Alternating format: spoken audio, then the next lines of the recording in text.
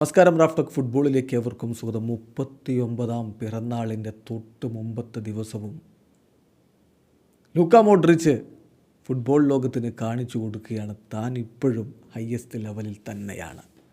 39 വയസ്സിൽ നമ്മെ വിസ്മയിപ്പിക്കുന്ന താരങ്ങൾ ക്രിസ്ത്യാനോ റൊണാൾഡോ, ലൂക്ക മോഡ്രിച്ച്, അങ്ങനെ പ്രായം തളർത്താത്ത പോരാളികൾ മുന്നോട്ട് പോയിക്കൊണ്ടിരിക്കുന്നു. ക്രിസ്ത്യാനോയുടെ പോർച്ചുഗലിനോട് തോറ്റതിൻ്റെ ക്ഷീണം ഇതാ പോളണ്ടിനെ തോൽപ്പിച്ചുകൊണ്ട് ക്രൊയേഷ്യ തീർത്തിരിക്കുകയാണ്.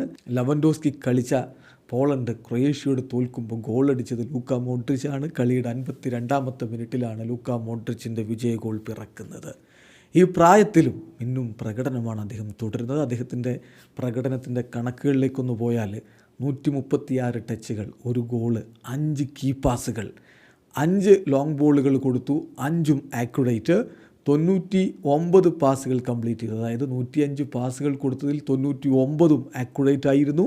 13 ഡ്യുവൽസിൽ 8ഉം വിൻ ചെയ്തു. 6 ടാക്കിളുകൾ നടത്തി. 9.2 അദ്ദേഹത്തിന് sofascore.com നൽകിയിരുന്ന റേറ്റിംഗ് എന്ന് പറയുമ്പോൾ തന്നെ അതിലെല്ലാം ഉണ്ട്.